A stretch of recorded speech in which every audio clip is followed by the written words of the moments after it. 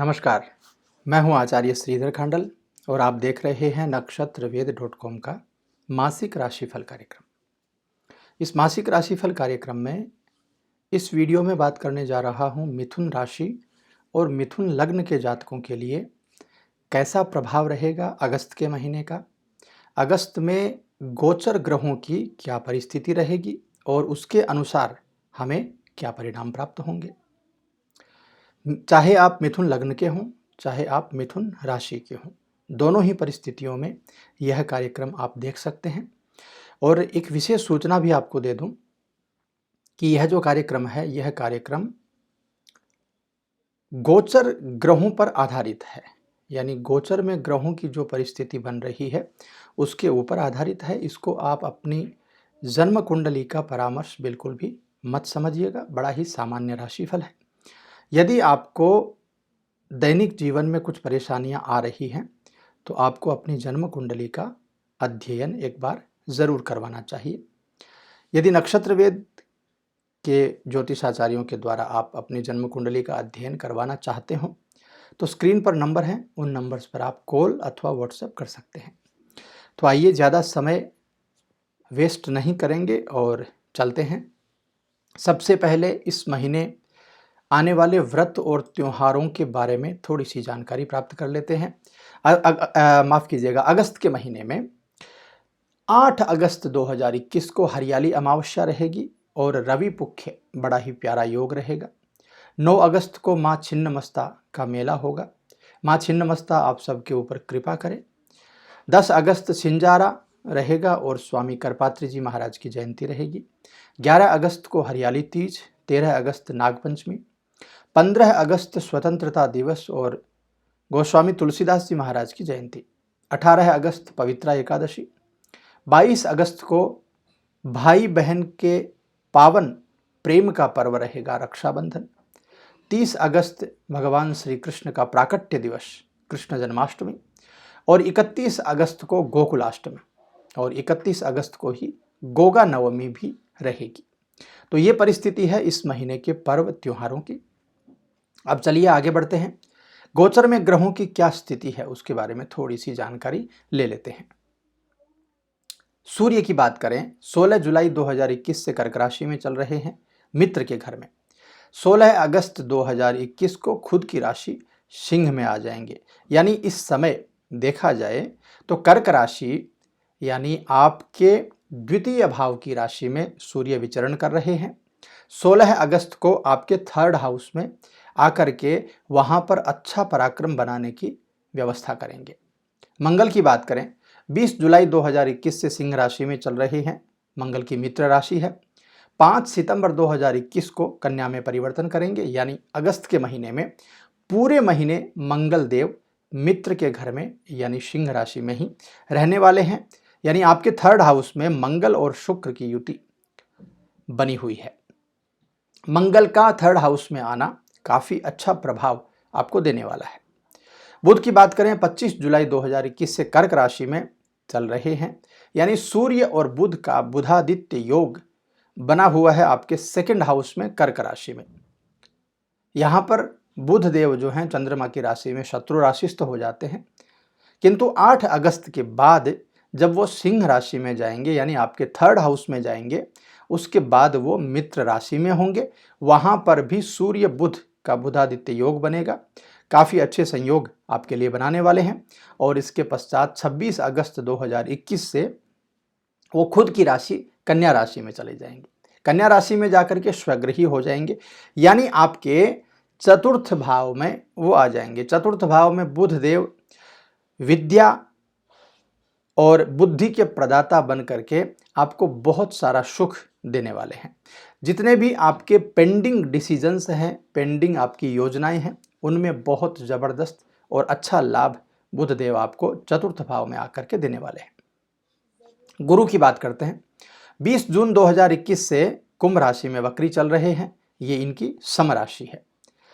14 सितंबर 2021 से मकर में वक्री हो जाएंगे, किंतु अगस्त के महीने में पूरे महीने कुंभ राशि में वक्री ही रहने वाले हैं। तो ऐसी व्यवस्था में गुरुदेव बृहस्पति जो हैं आपकी कुंडली में आपके भाग्य स्थान में वक्री होकर के सम राशि में विचरण कर रहे हैं। ये शनि की राशि है, यानी आपके भाग्य को बहुत अच्छा प्रबल बनाने की व्यवस्था गुरुदेव बृहस्पति करेंगे।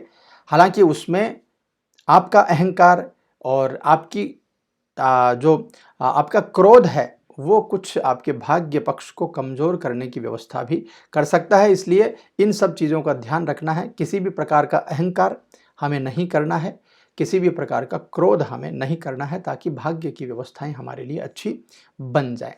गुरुदेव बृहस्पति वक्री होकर के विराजमान है, इसलिए उस भाव से संबंधित चीज़ों में हमें अच्छी प्राप्ति मिले, उसके लिए क्रोध और अहंकार के ऊपर थोड़ी सी लगाम लगा करके जरूर रखिएगा।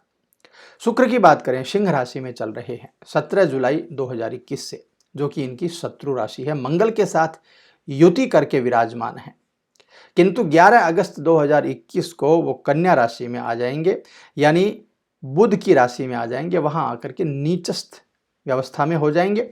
कुल मिलाकर के इस महीने शुक्र जो हैं वो जब मंगल के साथ में आपके 3rd हाउस में युति में रहेंगे, हालांकि वो शत्रु राशिस्थ हैं, फिर भी अच्छी व्यवस्थाएं आपको प्रदान करेंगे। किंतु जब वो नीच राशिस्थ होकर के 11 अगस्त 2021 को कन्या राशि में आएंगे, उसके पश्चात थोड़ा सा आपके दाम्पत्य जीवन को आपको संभालना पड़ेगा। शनि की बात करते हैं, मकर राशि में स्वग्रही होकर के चल रहे हैं, खुद की ही राशि है। अष्टम भाव में, माफ कीजिएगा, अष्टम भाव में विचरण कर रहे हैं। मकर राशि में अष्टम भाव में पाप ग्रह वक्री अवस्था में खुद की राशि में बहुत प्यारे फल आपको मिलने वाले हैं। शनिदेव से संबंधित स्वग्रही अवस्था में है, अष्टम भाव से रिलेटेड सभी चीजों में अच्छी व्यवस्थाएं आपके लिए बनाएंगे। राहु की बात करें, वृषभ में चल रहे हैं। वृषभ में यानी आपके द्वादश भाव में, द्वादश भाव में राहु देव इंपोर्ट एक्सपोर्ट से रिलेटेड अच्छी व्यवस्थाएं आपके लिए बना सकते हैं। विदेश से संबंधित कोई भी ऐसा यदि मामला है जो आपका अटका हुआ है, तो उसमें अच्छे परिणाम आपको वो दे सकते हैं। और केतु की बात करें तो वृश्चिक में केतु आपके शत्रुओं का दमन करेंगे। हालांकि रोग की कुछ संभावनाएं बन सकती हैं और ऋण भी आपके ऊपर हावी हो सकता है। इन चीज़ों का थोड़ा सा ख्याल आपको रखना है। शारीरिक कुछ व्यवस्थाएं कमज़ोर हों तो डॉक्टर से परामर्श जरूर लीजिएगा। और अभी वैसे भी कोरोना से संबंधित बहुत सारी अव्यवस्थाएं चल रही हैं, तो ध्यान रखिएगा रोग, रिपु और ऋण, ये तीनों व्यवस्थाएं आपकी खराब ना हो। तो ये व्यवस्थाएं थी ग्रहों से संबंधित। आपके अगस्त के महीने में आपकी कुंडली के हिसाब से ग्रहों की क्या पोजीशन है और वो आपको क्या क्या देने वाले हैं। तो ये चीज़ें यदि आपको समझ में नहीं आई हैं तो आप चिंता मत करिए। अब जो मैं आपको बताने वाला हूं वो प्योर प्रेडिक्शन होगा इस महीने का। तो पारिवारिक जीवन की बात करेंगे, व्यापार नौकरी की बात करेंगे, शिक्षा करियर की बात करेंगे, प्रेम जीवन वैवाहिक जीवन की बात करेंगे, विद्यार्थियों के लिए भी बात करेंगे, और अंत में आपका स्वास्थ्य कैसा रहेगा उसके बारे में भी आपको बताऊंगा। मेरी एक सलाह भी आपको दूंगा और उपाय भी आपको बताऊंगा। तो अब तक यदि आप इस कार्यक्रम को देख चुके हैं तो अब आगे भी ज़रूर देखिए ताकि आपको पूरा समझ में आ सके। सबसे पहले बात करते हैं पारिवारिक जीवन की। पारिवारिक जीवन में परिवार वालों के प्रति आपका जो व्यवहार है वो थोड़ा सा कटु हो सकता है। क्यों हो सकता है? क्योंकि आपके परिवार भाव में आपके 3rd हाउस में मंगल शुक्र की युति बनी हुई है, जहां क्रोध और प्रेम दोनों एक साथ देखने को मिलेंगे। तो परिवार वालों के द्वारा यदि आपको कुछ कटु वचन कहे भी जाते हैं, फिर भी आपको उग्र स्वभाव नहीं बनाना है, क्रोध नहीं करना है, नहीं तो आपके रिश्तों में थोड़ी सी दरार आ सकती है, आपके भाईचारे में कमी आ सकती है, आपके परिवार के लोगों के प्रति आपका जो प्रेम है वो कम हो सकता है। कोई बड़ा निर्णय यदि लेना हो तो बड़े लोगों का सम्मान करिए और आपके परिवार के बड़े जो लोग हैं उन लोगों से परामर्श उस बारे में आप जरूर कर लीजिए। महीने के अंत में परिवार के सदस्यों को लेकर के या कोई मनमुटाव होने की वजह से महीने के अंत में जब वो व्यवस्थाएं आपकी सुधर जाएंगी, यानी मंगल का परिवर्तन हो जाएगा, शुक्र का परिवर्तन हो जाएगा, उसके पश्चात आपको रियलाइज भी होगा कि परिवार वालों के साथ में हमने कुछ गलत बर्ताव कर दिया है। उस बर्ताव को ठीक करने के लिए भी आप भावुक होंगे और पुनः आपकी व्यवस्थाएं ठीक बन जाएंगी। माता जी को लेकर के, माता जी को बहुत सम्मान देना है कुल मिलाकर के आपको। माता जी को लेकर के किसी भी प्रकार का कोई भी गलत फहमी आपको नहीं पालनी है, कोई भी नेगेटिविटी नहीं पालनी है। माँ की ज़्यादा से ज़्यादा सेवा करेंगे तो और भी अच्छे परिणाम आपको इस महीने में मिल जाएंगे। ये थी पारिवारिक स्थिति। आगे चलते हैं, व्यापार और नौकरी के बारे में बात कर लेते हैं। व्यापार में ये महीना मुझे मिश्रित दिखाई देता है, यानी थोड़ा लाभ थोड़ी हानि। आपकी जल्दबाजी की वजह से, आपके अहंकार की वजह से, आपके गुस्से की वजह से कहीं घाटा हो सकता है। तो उस घाटे को, उस हानि को समाप्त करने के लिए प्रयासरत रहिएगा। लाभ मिश्रित परिणाम है, इसलिए लाभ भी ऑटोमेटिकली आपको मिल जाएगा। ऑल ओवर यदि इस महीने की पूरी पड़ताल की जाए तो उसमें आप लाभ में ही रहेंगे। आप बुद्धिमत्ता से काम लीजिए और महत्वपूर्ण कोई भी समझौता हो, कोई भी योजना हो, कोई भी बड़ा साइन करना हो तो ध्यान रख करके करिए। नौकरी की यदि बात करें तो कुछ नया करने का विचार आपके मन में आएगा, थोड़ी सी उलझन भी रहेगी, थोड़ा सा मन अशांत भी रहेगा, किंतु महीने के एंड में जाते जाते ये सभी व्यवस्थाएं आपकी अच्छी हो जाएंगी। आपके बड़े अधिकारी आपकी बात को मानने लगेंगे। हालांकि आपके सहकर्मी थोड़ी सी टांग भी आपकी खींच सकते हैं, लेकिन कुल मिलाकर के कहूं तो नौकरी के पक्ष को लेकर के भी बहुत ज़्यादा खराब व्यवस्थाएं नहीं रहने वाली हैं। कुल मिलाकर के थोड़ा बहुत तनाव आपको ज़रूर इस समय झेलना पड़ सकता है। शिक्षा और करियर की बात कर लेते हैं विद्यार्थियों के लिए। यदि आप विद्यार्थी हैं तो इस समय आपको बहुत ज़्यादा परिश्रम करने की ज़रूरत है, क्योंकि यदि आपने पढ़ाई नहीं की तो परिणाम आपके अनुकूल नहीं आने वाले हैं। इस महीने के अंत में सफलता ज़रूर मिलेगी, किंतु परिश्रम भी ज़बरदस्त आपको करना पड़ेगा। इसके अलावा यदि प्रतियोगिता परीक्षा आप दे रहे हैं, काफ़ी अच्छी व्यवस्थाएं यह महीना आपके लिए बना रहा है। आपके सीनियर्स के द्वारा आपको मार्गदर्शन मिलेगा, आपके घर में जो बड़े बुजुर्ग हैं उनके द्वारा आपको मार्गदर्शन मिलेगा। जीवन का लक्ष्य यदि निर्धारित कर लिया है आपने तो ज़बरदस्त मेहनत करिए। हर प्रकार की परीक्षा में आपको सफलता इस समय मिल सकती है। आगे बढ़ते हैं, प्रेम जीवन और वैवाहिक जीवन। प्रेम जीवन में जो लोग सिंगल हैं और कोई रिलेशन में आना चाहते हैं उनके लिए ये ज़बरदस्त अच्छा वाला समय है। रिलेशन में आने के लिए यह महीना बहुत बहुत ज़्यादा आपको सपोर्ट करेगा। और जो ऑलरेडी रिलेशन में चल रहे हैं जो लोग, उनको मन को शांत रखने की ज़रूरत रहेगी। विवाहित जो लोग हैं उनको थोड़ा सा कहीं न कहीं शुक्र के द्वारा कुछ कमजोरियां प्राप्त हो सकती हैं। जीवन साथी के प्रति विश्वास थोड़ा सा आपका कम हो सकता है। आपका जो प्रेम है अपने जीवन साथी के साथ वो थोड़ा सा कम हो सकता है। यानी यदि आप बुद्धिपूर्वक चलेंगे तो यह महीना जीवन साथी को लेकर के भी अच्छी व्यवस्थाएं ही आपको देने वाला है।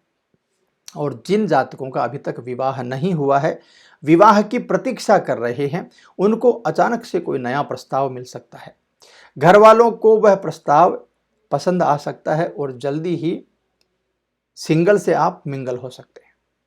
तो काफ़ी अच्छी व्यवस्थाएं हैं। बस जीवन साथी को लेकर के जो चीज़ें कमज़ोर हैं उनका थोड़ा सा आपको ध्यान रखना है। इसके बाद स्वास्थ्य की बात करते हैं। स्वास्थ्य को लेकर के यदि आप एकदम स्वस्थ हैं फिर भी कोरोना से संबंधित जो गाइडलाइन है उनका ध्यान ज़रूर रखिएगा, क्योंकि इस समय स्वास्थ्य खराब होने की व्यवस्थाएं ग्रहों के द्वारा बन रही हैं। मानसिक रूप से कुछ परेशानी रहेगी। सिर दर्द, हेडेक, बदन दर्द, बुखार होना, तनाव होना, मन अस्थिर होना, ये सब व्यवस्थाएं बन सकती हैं। इसके साथ नींद में कमी भी हो सकती है। इसलिए आप अपना भरपूर ख्याल रखिएगा और यदि आप एकदम स्वस्थ हैं फिर भी बहुत ज़्यादा ध्यान रखिएगा। यदि कुछ होता है तो डॉक्टर से तुरंत संपर्क करिएगा और अपनी दिनचर्या को नियमित रखिएगा। योग प्राणायाम आदि ज़रूर करिएगा, मेडिटेशन ज़रूर करिएगा और रात्रि में सोने के समय में बदलाव मत कीजिएगा, यानी एकदम तय समय पर ही आपको सोना चाहिए। ये व्यवस्थाएं रहेंगी आपकी स्वास्थ्य को लेकर के। अब आगे बढ़ते हैं, आपको उपाय बताता हूं। जो जो चीजें इस महीने में कमजोर हैं उनके लिए हमें क्या करना है। बुधवार के दिन प्रातःकाल स्नान आदि से निवृत्त होकर के गणेश अथर्वशीर्ष एक स्तोत्र है, उसका पाठ करना आपको बहुत बहुत लाभ दे जाएगा। गणपति की मूर्ति, गणपति की फोटो के सामने गणेश अथर्वशीर्ष का पाठ कीजिए, घी का दीपक जला लीजिए, भगवान गणेश की पूजा कर लीजिए। और यदि आप गणपति अथर्वशीर्ष का पाठ करने में समर्थ नहीं हैं तो गणपति को मोदक का भोग लगा करके पूजन कीजिए। आपको बहुत सारा लाभ इस महीने में मिल जाएगा और जितनी भी परेशानियां हैं वो आपकी समाप्त हो जाएंगी। अंत में मैं आपको अपनी सलाह देता हूं, इस महीने में क्या आपको सोच समझ करके व्यवस्था रखनी है।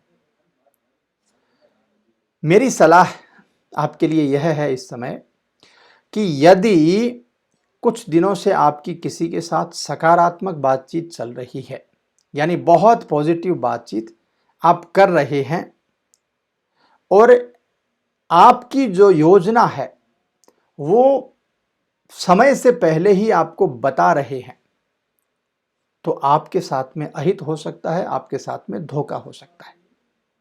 आपको अपनी योजनाओं को सुरक्षित रखना है। आपको अपनी योजनाओं को तब तक नहीं बताना है जब तक सब कुछ पेपर वर्क न हो जाए।